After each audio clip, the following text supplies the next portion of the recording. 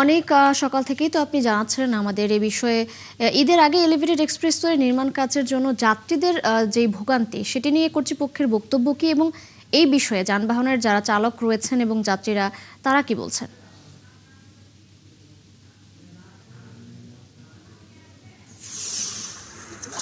তিশার কয়েকদিন পর মুসলিম ধর্মাবলম্বীদের সর্ববৃহৎ ধর্মীয় উৎসব ঈদুল ফিতর উদযাপিত হবে।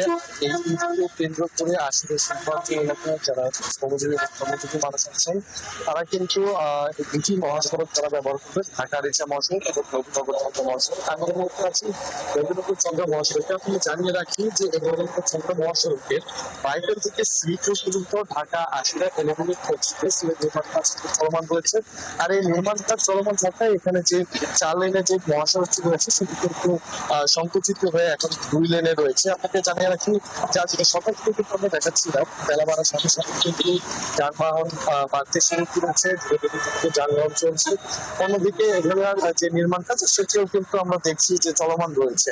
আমি এই বিষয়ে আসলে এলিভেটেড এক্সপ্রেস যে প্রকল্প পরিচালক আছেন তার সাথে আমি কথা বলেছি। তিনি যেমনটি জানিয়েছেন যে এবারে ঈদকে ঘিরে তাদের এবার বাড়তি একটি ব্যবস্থা থাকবে। তাছাড়া এই মহাসড়কের অধিকাংশ জায়গায় নির্মাণ কাজ চলমান থাকায় সেখানে খানাখন্দ, ড্রেনেজ ব্যবস্থার জন্য বিভিন্ন রাস্তায় কিন্তু আমরা দেখেছি যে ক্ষতিগ্রস্ত হয়েছে। এখন দেখতে পাচ্ছেন যে সেই কাজগুলো কিন্তু তারা করে যাচ্ছে, যে কিভাবে খুব দ্রুত সময়ে এটি দ্রুত সংস্কার করা যায়। তাছাড়া আমি এ বিষয়ে এখানকার যিনি জেলা পুলিশের দায়িত্বে রয়েছেন তার সাথে কথা বলছি। এবার তারা ঈদকে ঘিরে রাস্তায় যেন যানজট সৃষ্টি না হয় তো সেই জন্য কিন্তু তারা বাড়তি একটি ব্যবস্থা রেখেছেন। কিন্তু এই পথ ব্যবহারকারী যারা রয়েছেন, যে সকল বাস চালক রয়েছেন, তারা যেমনটি বলছেন যে প্রতিবারের যে যানজট এবার যেহেতু রাস্তা সংকুচিত হয়ে গেছে, তাই এবার কিন্তু মানে দুই পাশ চেপে যাওয়ার কারণে কিন্তু যানজটের আশঙ্কা কিন্তু থেকেই যাচ্ছে। তারা বলছে যেখানে 2 ঘন্টার পথ এবার তারা আশঙ্কা করছেন যে 4 থেকে 5 ঘন্টার মতো তাদের যানজটের সৃষ্টি হতে পারে। তাছাড়া এই মহাসড়কের সাথে কিন্তু একটি সড়ক রয়েছে, যেটি ভারতের আন্তর্জাতিক সড়ক। সেই সড়কটি কিন্তু আমরা দেখেছি যে নির্মাণ কাজ চলমান থাকায় সেখানে বেশ কিছু জায়গার রাস্তায় এক লেন সরু হয়ে গেছে। সেখানেও কিন্তু একটি যানজট সৃষ্টি হওয়ার ক্ষেত্রে সম্ভাবনা রয়েছে।